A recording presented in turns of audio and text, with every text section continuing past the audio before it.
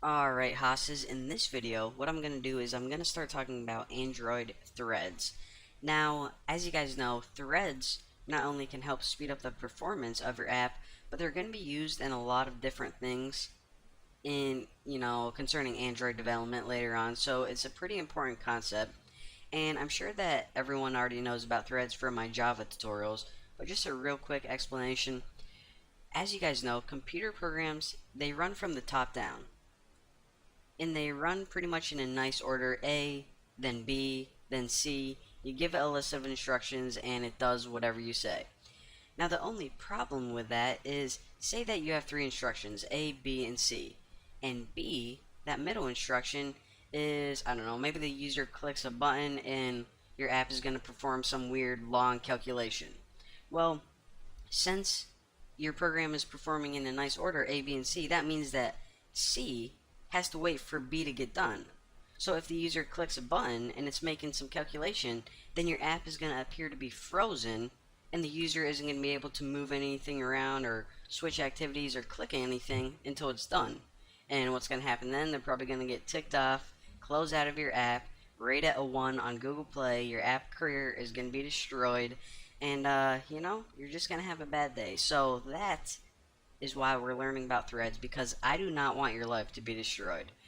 Alright, so what I did is I created a brand new project, and I just chose all the defaults, a blank activity, nothing weird or anything like that. So this is where I am right now.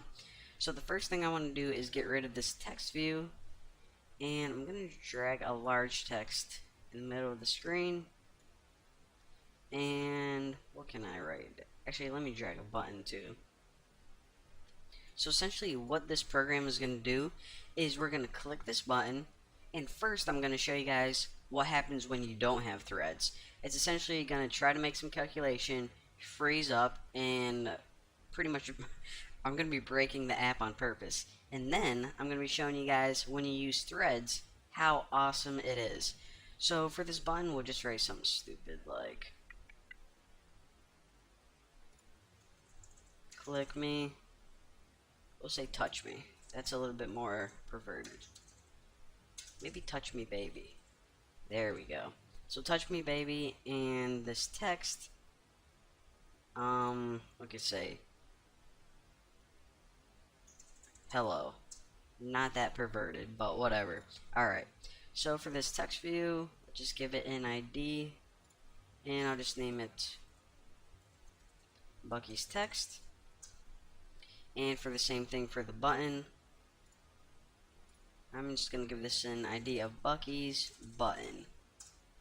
Alright, now the last thing I want to do is for this button, make sure you have it selected, and go down to on click, and I'll just write something like, we're going to call a method called click Bucky's button.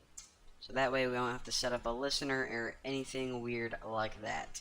And of course, if you want, you can take care of your string resources right there, but I'm not really worried about it, aka I am lazy. So hop over to your code right here, and the first thing that we're going to do is we're just going to create this program without using any threads at all, the improper way. So another thing is, make sure that you have your emulator started, boot that bad boy up, and okay, let's go ahead and import android.view.view and import android.widget.textView. So actually, how can I do this? Alright, now under here, let's go ahead and implement that method whenever you click the button. So public void, what was it, like click Bucky's button, I believe. Throw your views in there, and the first thing I'm going to do is, this is going to be the dumbest program ever, because we're just going to have a button in the middle of the screen, and again, this is for performing large calculations, but I really don't want to make any worthless calculations. So all I'm going to do to take up a bunch of time is I'm just going to have the system wait. Pretty much just wait and do nothing for a certain period of time, and this is just going to simulate, I don't know, maybe like going to a database and gathering some data, or maybe figuring out some high score or something, or any calculation that takes a considerable amount of time, it's what it's going to simulate. So the first thing I'm going to do is I'm going to get 10 seconds into the future. So if you just make a variable called future time, you can do this by going system dot current time, and this of course is the time right now. Well, not right now. Whenever you run it, it's going to get the current time, and we're just going to add 10,000 to it. Now this is 10,000 milliseconds, so that means that future time, whenever this program runs, is going to be 10 seconds in the future. So now we're just going to make a real quick while loop, and we'll say while system dot current time milliseconds is less than future time. What do we want to do? Well, the first thing we're going to do is called synchronized, and I don't know if I tell you guys about the synchronized keyword in my Java tutorials. I made those like a few years ago, but what synchronized essentially does is it prevents multiple threads from bumping into each other or essentially trying to do the same thing. It I don't know, kind of synchronizes it. It's a pretty good keyword. Actually, I think I did teach this because I remember it, but again, we don't really need this for right now since we're not using threads, but later on we're gonna have it, so I figured I just might as well write it right now. Now inside here we're just gonna have the easiest try block ever, and check this out. All we're gonna do is wait, and we're gonna stick future time minus system current time milliseconds, and it's giving us an error because we didn't catch anything. So we'll just catch an exception and we won't do anything with it because I really don't care.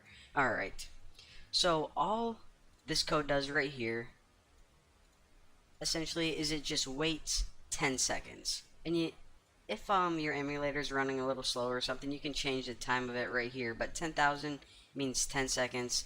So again, this would obviously be some kind of calculation. You would never want to write this actual code in your app just to wait and do nothing, but for simulating some kind of calculation or background process, it's perfect. So after 10 seconds, after the user clicks the button and waits 10 seconds, what we can do is we can just change this text field right here. So text view Bucky's text set equal to text view r.id.bucky's text. And of course, once we have a reference to that text field, we can just change the text on it using set text. And I'll just write like nice job Haas whenever they click the button. So now let's go ahead and run this bad boy, and again, this is what's going to happen. Let me get this started first. So the user is going to click the button, and they won't be able to do anything for 10 seconds because it's trying to perform this bit of code first. That means that the button's going to be frozen, they aren't going to be able to switch activities, nothing is going to be allowed for the user to do. Oh, that's nice, mate. Look at this app I just got. It's this app, and you touch this button, mate, and it changes the text right there. I mean, this technology is incredible. So let me just touch this button, and oh, it looks like it's frozen. It ain't letting me do anything, mate. I'm just waiting here for 10 seconds, and oh, I can't click it again or do.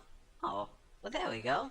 Well, that was kind of a pain. So I guess I'm installing that, rating it 1 star on the App Store, and whoever developed it is probably going to be fired from their job. Oh, now we got this thing. Oh, MG.